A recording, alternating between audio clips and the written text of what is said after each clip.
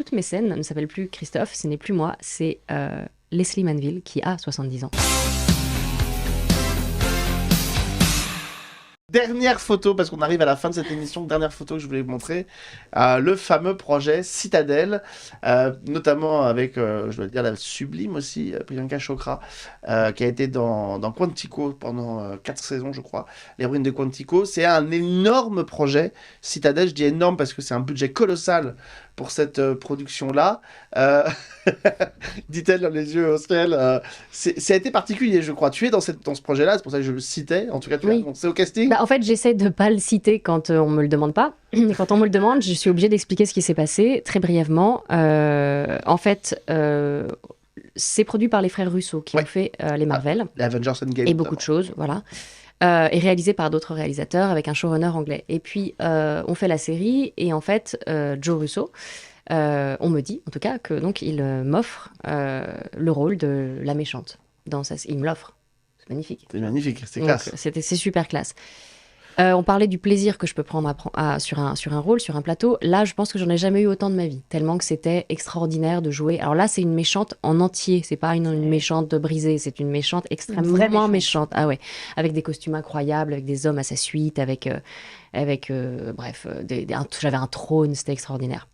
Et il projette la série en 2020 et on tourne en 2021.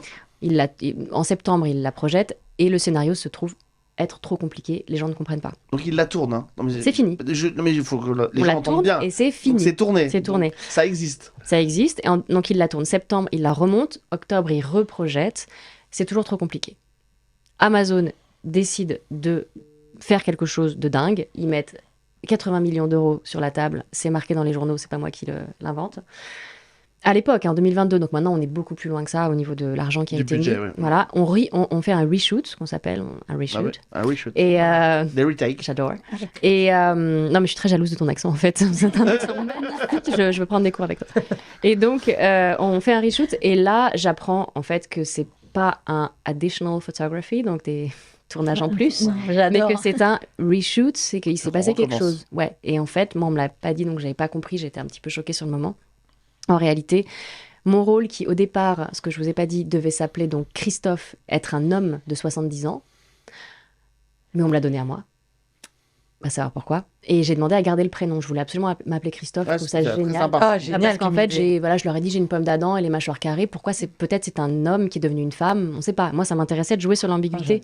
Et j'ai joué dans le personnage comme il a été construit au départ. Un vrai méchant de James Bond. Ouais, il était vraiment ambigu. On ne savait pas trop d'où il venait. J'avais une voix un peu grave et tout. Et là, je me rends compte que la personne qui refait toutes mes scènes ne s'appelle plus Christophe. Ce n'est plus moi. C'est Leslie Manville qui a 70 ans. Qui est l'ex-femme donc, de Gary Oldman. Donc, ils ont retransformé le personnage en personnage de 70 ans. Et en fait, moi, on me l'enlève, mais je suis toujours là. J'ai le même rôle, je m'appelle toujours Christophe, mais en fait, toutes mes scènes sont retournées par l'autre personnage. Donc, la violence... Tu as un rôle beaucoup plus secondaire, du coup. Bien sûr, mais la violence du truc, c'est quand même... Mais toi, tu fais quoi? Christophe existe toujours, mais elle n'est plus le grand méchant. Voilà, je suis l'intermédiaire entre la grande méchante du moment, en tout cas. Compris. Voilà. Et voilà, donc c'était très violent. Ça arrive, ça fait partie de. Il y a pire, hein, il y a ce film, il y a un autre film qui a été tourné en entier et qui n'est jamais sorti. Donc c'est juste, ça m'était pas encore arrivé. On a le cas pendant l'affaire qu'il y a eu avec. C'est pas Bad Girl. Alors non, oui, il y a eu Bad Girl, mais il y a eu aussi quand Kevin Spacey a été pris dans la vague. Des accusations tout le film qu'il devait faire. Bien sûr, je crois qu'on a remis le visage de Christopher Plummer dessus. Mais là, heureusement, je n'ai rien fait. Parce que c'est pas qu'ils ont changé que pour moi. Ils ont viré une dizaine de comédiens, ils ont changé de showrunner. En fait, ils ont tout restructuré. Pas dans l'ego, malheureusement. Ce qui explique que le budget a été complètement éclaté. Voilà. Et au contraire, moi, ils ont dit bring her back, ramenez-la, on la garde. Parce que dans la saison 2, a priori, ça continue et mon personnage réévolue